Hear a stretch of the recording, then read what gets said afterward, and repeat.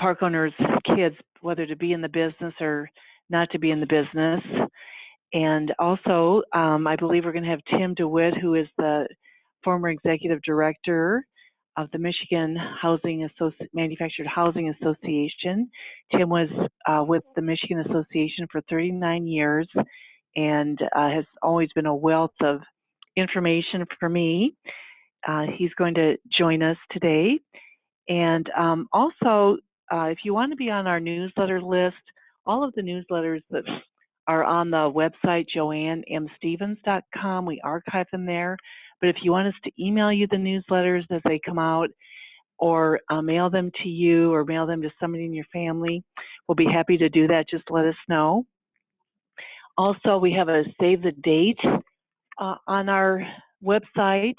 We also put that in the newsletter, space permits. So if you have an event for your association, or an event of significance for the mobile home park business, just let us know. We'll put that on there. And next week's show is going to be on spring cleanup, and just some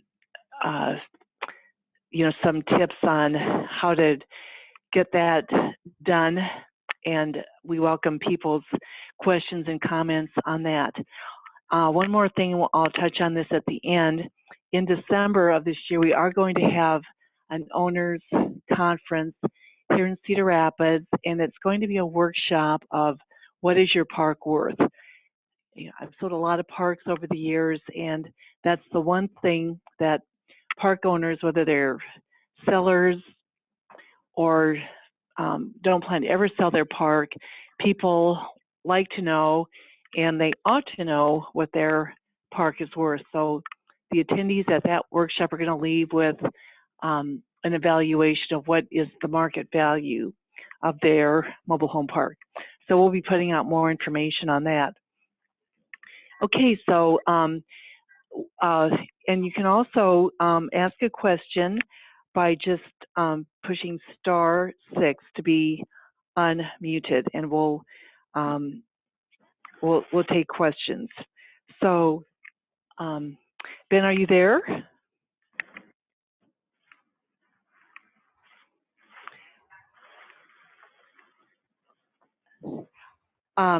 While we're waiting for Ben to join us on the call, I just want to go over what some of the questions that I'm going to ask him, and we've talked about this, but we haven't rehearsed it. I wanted to be spontaneous, but one of the questions.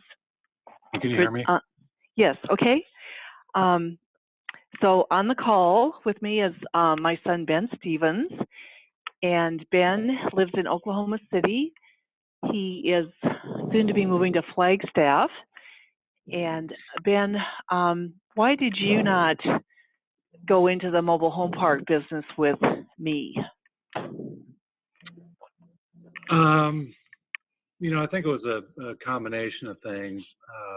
I kind of, as we'll find out here soon, I grew up in the business basically. And I think, a lot of people, when you're 18 years old, 20 years old, you're not thinking about, going into the family business. I think you're more concerned about, kind of doing your thing, looking for your own experiences out there. And, when I got out of school, I actually did something in the business for about 3 years. And I was, actually physically building the park. But after that, I did my own thing, and I think a lot of people my age at the time did as well. I started traveling for work, and again, like I said, we just did our own thing. And I had a lot of friends from back home that, a lot of them don't live there anymore. They ended up moving, out of state and or out of town and out of state. And again, I think it's just kind of one of those things that when you're, 20 years old, you're not thinking about your, going into business with your family. You're more concerned about, finding your own experiences and things like that. So Ben, do you see yourself ever getting into the mobile home park business? I mean, in a way, I kind of, am. I've been helping you for the last 8 months or so, and I think as a person gets older, when you're in your 20s and 30s, you're not really. I mean, you are and you aren't, thinking about your future. But when you get to to be in your late 30s or early 40s, you're kind of looking for more stability and as great as IRAs and 401ks are, there's things happen, and those can disappear at the drop of the hat. And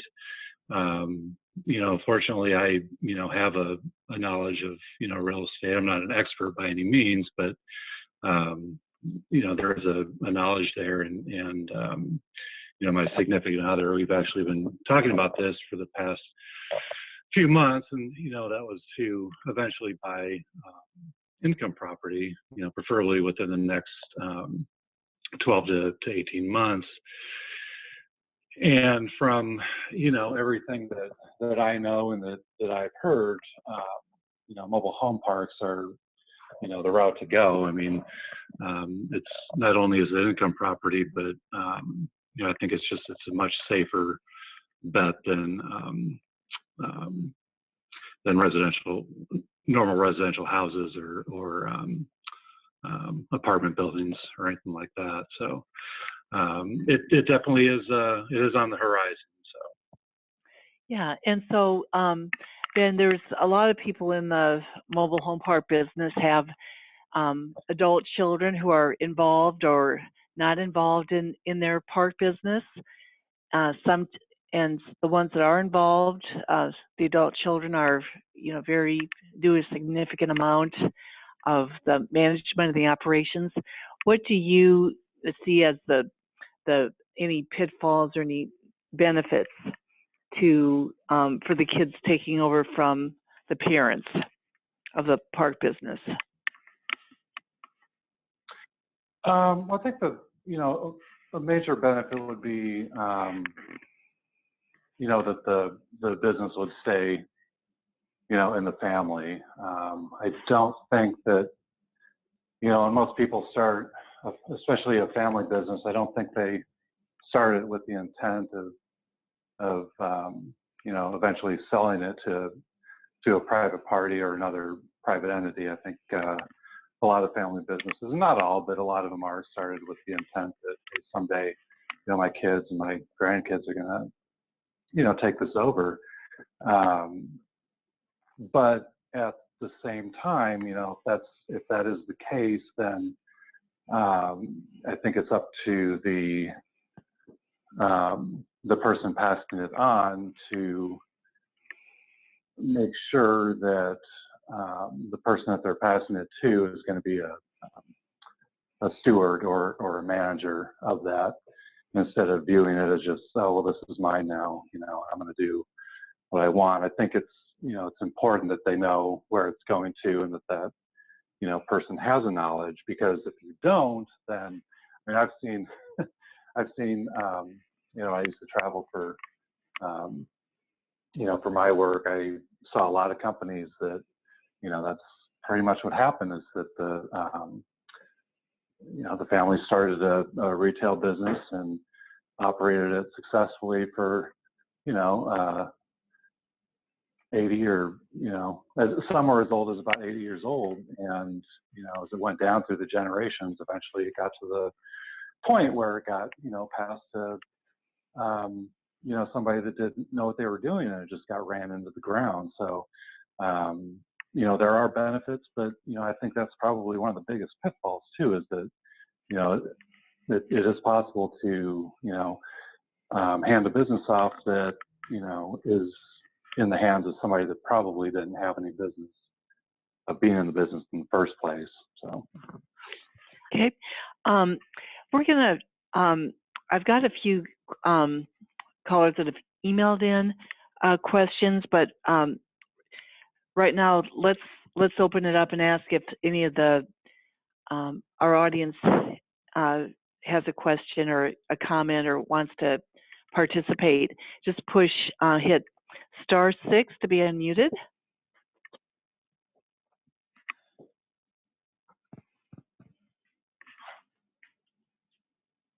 Okay, so while we're waiting to see if anybody has a question, let me ask you, Ben. Here's one of the email questions.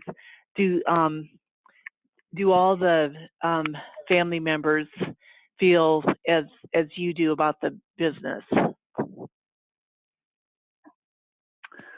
If they wanted to go out and do their own thing. Yeah, I mean, unfortunately, I can't speak for everybody. I mean, I know, Aaron and I have kind of, talked about it. It's been a long time, but I mean, obviously, his situation. He, moved away after college, and kind of started his own life somewhere else, and that's just kind of where he's still at. So. Okay. All right. Again, if anybody wants to ask a question or make a comment, push *6 to Joanne, be unmuted. I have a question for you. Are you disappointed that some of your kids don't want to be in the business? Well, that's an excellent question. I would say yes and no.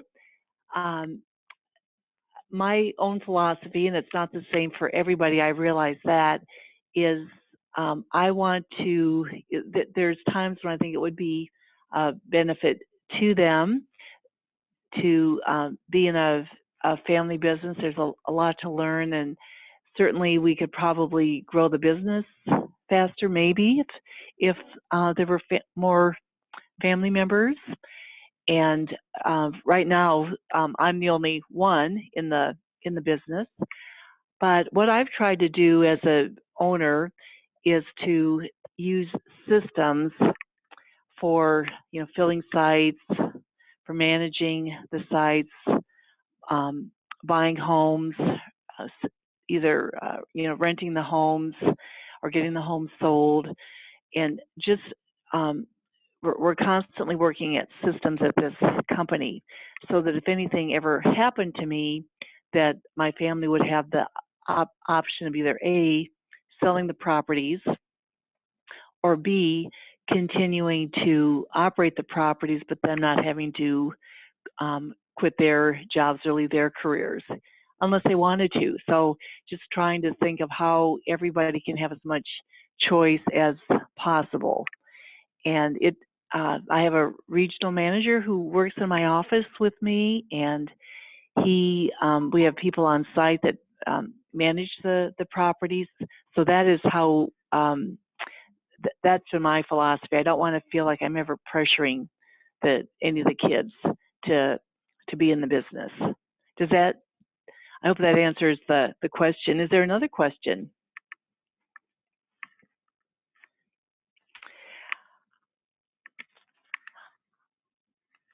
I know that having kids involved in the business does lead to a lot of continuities, and I have seen some tremendously successful families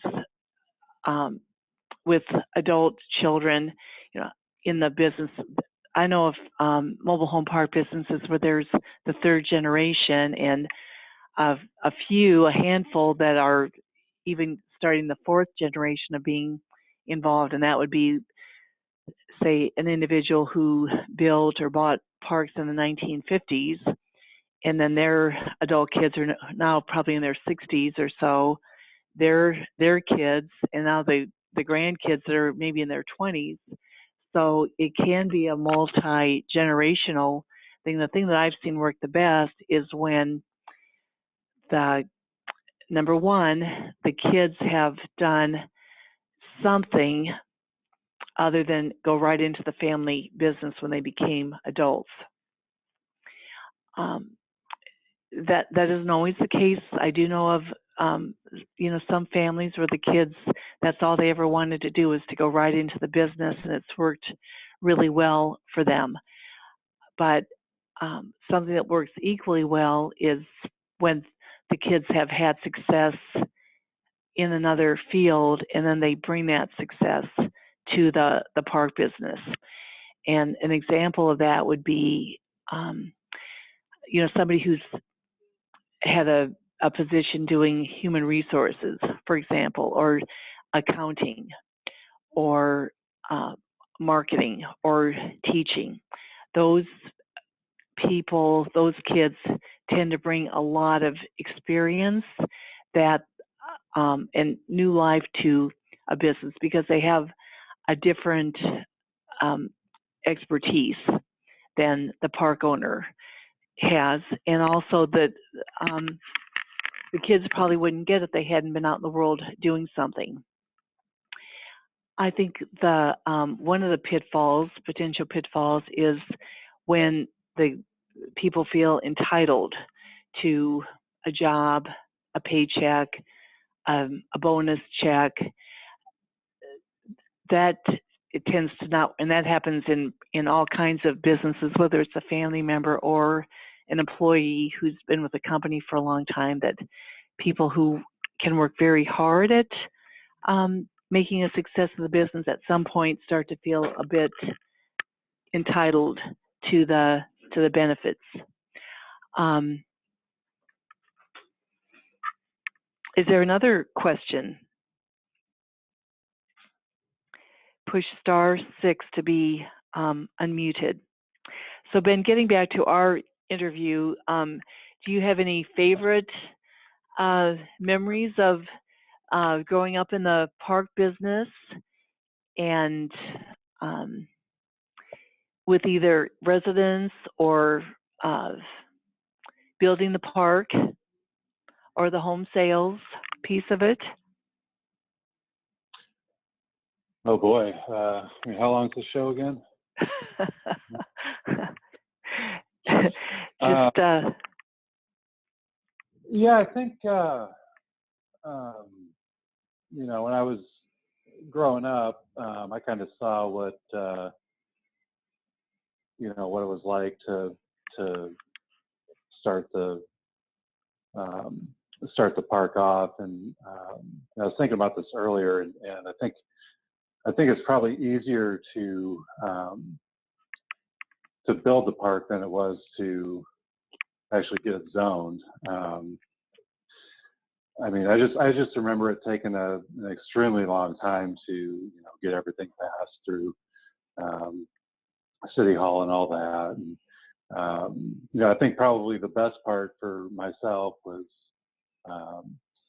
you know, actually building the park itself. I mean,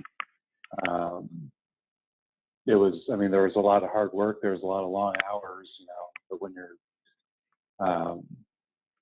you know, when you're 18 and you're, you know, working 60, 70 hours a week, it can be a pretty good check at the end of the week. So, but I mean, there's also, you know, a lot of knowledge that goes along with that too. I mean, I know what it takes to, I know how long it takes to run a street 1,000 feet, or, you know, put the water and sewer lines in, or the gas and electric, or how long it takes to complete a you know, the runners for a mobile home, or the driveway for the mobile home, or the sidewalk. So I mean, it, you know, definitely learned a lot. And that was probably, you know, actually building it was probably my favorite aspect of it. Yeah. Yeah, I mean, do you recall the press during that time of getting the park zoned? You know, that being on the news and being in the newspaper, and all the public outcrying about building a park. Yeah, I do a little bit. I mean, that's almost, you know, close to 30 years ago, but and I didn't go to a lot of the meetings either. I think I went to like one or two, if that. You know, most of the, you know, knowledge that I had from it was just stuff that was either coming from you or Grandpa or Chris or George, or, you know, what I've read in the newspaper. But yeah, I can. I remember the residents on Highway 13 there, and I'm sure there were others as well. Just you know, it's kind of like it's almost like trying to get zoned for a state prison or something. You know, it's like, you know, residents, I don't want that in my backyard. And And, so getting zoned for a mobile home park, I mean, looking back, it seems like, it was probably comparable to, trying to remove a mole without any anesthesia. I mean, it was just,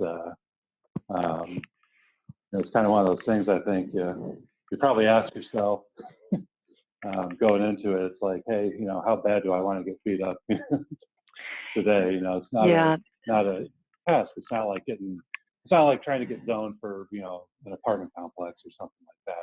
It's a whole different animal. So yeah, well, it is and it isn't. It's I think zoning, generally speaking, is more challenging than for any kind of real estate, but and statistically, there are very, very, very few parks built in any given year in the United States, and for good reason. The zoning is quite difficult, and people want to buy. People who invest in parks are interested in buying an income-producing asset, which is different than being a developer. Developers sometimes end up becoming investors and keeping the assets that they develop. But I'm going to make a comment about extra ground, because I often hear park owners say that, especially when they're selling a park or thinking about selling it, that they do have extra ground that is either zoned for mobile homes, more mobile homes or new manufactured homes, or it could be zoned. And if you do, my recommendation generally is that you see about platting that extra ground off to be sold separately from the park, because the odds of somebody being willing to pay what that ground is worth are slim. There are exceptions to that. If your park is in a metro area, and there are companies like Sun Communities, which is a publicly traded REIT. They have built out some extra sites on additional ground that they have with some of their parks, but they only do that if they have a 100% full park and the market demands that. They have, I'm thinking of a park that they have in my market, and the rent is over $600 a month, plus the tenant pays the water, sewer, and garbage. So, and it's 100% full. And they really have no issues with people paying the rent. They don't own any of the homes. So that might be a case where it would make sense to build more sites. But I look at a lot of parks, and I don't see too many parks that are 100% occupied and where the rent is, $500-600 a month.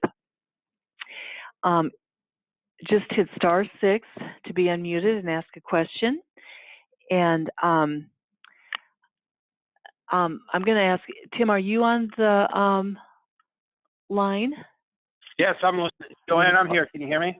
Yes, I can. Joanne? Well, thanks for joining us, Tim. And Tim, tell us. I've been listening. Okay, good. So tell us a little bit about you and your background, Tim. Well, I just recently retired from the Michigan Association after 39 years of service, so I did survive. I did survive the ups and downs, the ins and outs of the industry, and I had an opportunity to work with some pretty fantastic people, and our paths have crossed through the national meetings that we've attended over all the years, Joanne, and what have you. Sure. There's no doubt that, you all are in a fantastic industry. And, I've had the pleasure to work with many, many people, not just in Michigan, but throughout the country. And it goes without saying, in my opinion, that the owners and operators of communities have the toughest job facing our industry, and will continue to have that. You mentioned earlier zoning issues and battles with the media. That's just the start with all the new law changes and the things that are happening, plus You got to be the mayor, and you got to be the dog catcher, and you got to be the psychiatrist, and you got to work with the schools on the bus stop, and you got to plow the snow and what have you. To be multifaceted in regards to, taking care of your customers and your residents is really a 24/7 job, and a lot of people really don't understand it. I've had an opportunity to see firsthand and have been involved with many, many, many situations throughout the years, and there's no doubt that I guess I have a soft spot in my heart for the people that own and operate communities, because at the end of the day, we're all in the housing business, and so my hat's off to you. Yeah, I think that's a really good point, Tim. It's easy in the day-to-day, all the working through our to-do lists, we forget that the people who own and operate parks. I was just up in a park that I'm in the middle of closing. It's and the owner's wife, who does the books, nobody ever comes into the park to say, wow, this is a great place to live. This is a great value for the money, which it is. And they have a nice park, and residents have lived there for a long time. It's a very stable property, but nobody ever comes in and says, wow, this is a great place to live. But if somebody's dog or cat goes in their yard, then they get the call or the complaint. Sure. And so you're that's a good reminder. We forget that, don't we? It's easy to forget, and you're in the people business, plus you're a landlord, plus you're trying to present an atmosphere and a community type of situation that you can provide housing and rental parcels of land for their homes, and you're part of the communities. And a lot of times, local communities or municipalities sometimes forget that as well. Mm-hmm. And so, Tim, in recent years, I know you retired it'll be, you retired in June of last year, but you saw a lot of sales of parks and some consolidation in your market, which is Michigan. So what were some of the reasons that you saw that people decided to sell their parks? And if you have any comments on, were there family members involved or just or not? Okay. Yeah. Well, let's see if I can paint a picture for everyone. In Michigan, we're kind of unique because we have publicly traded companies, and we have communities that are 15 sites. And so roughly there's about 1,200 licensed communities in the state of Michigan, from, communities that are on wells versus city water, in townships and versus cities or villages. We also have a situation that it represents about, I've always used the number, there's about 500,000 people living in manufactured housing mobile home parks in the state of Michigan when I was involved with legislative initiative and that sort of thing. I would say over the last 10 years, coming out of the 07, 08 recession, a lot of the small businesses, and when I say small, I'm saying communities under 125 sites or so, just kind of got tired of being in the business and saw kind of what Ben was saying, that their family decided to go into a different direction. Mm-hmm. And as a result, we saw a lot of communities that went up for sale. And because of economics and because of the fact that Michigan, really economically really took it on the chin. We were the first state to go out in regards to losing residents and situations as it relates to the automobile industry. It just had a drastic effect on the whole economy in the state of Michigan. So it didn't matter if you were in teeth, dentist, toothpicks, building, whatever. It just had a ripple effect on everything that happened in Michigan. So we did see a lot of communities basically change their way of operation, and a lot of these communities ended up changing hands. And I would say a majority of it had to do with the economic side of things. So with the job loss, you mean? That? Correct. Mm-hmm. Mm-hmm. And Tim, you touched on something else too that seems in the last 6 months I'm hearing park owners say this more than in the past, and this is true whether they have if it's a family business or not a family business, but park owners have been saying they're tired of it. They're sick of the business. And they say that sheepishly, like, and I would never repeat who has said that to me, but there's nothing wrong with that, of thinking that or feeling that or saying that, is there? I don't think so, because everybody's in business to sell your business. That was always the things that I watched in all the years that I was in Michigan. If you're building a business, I don't care if it's a gas station, a party store, or a community, the object at the end of the day is to make that business successful. And then when the opportunity that presents itself, to sell it. That's the American way. That's how things work. Yeah. And that's what that's what everybody should strive to do, whether their family's involved or not involved.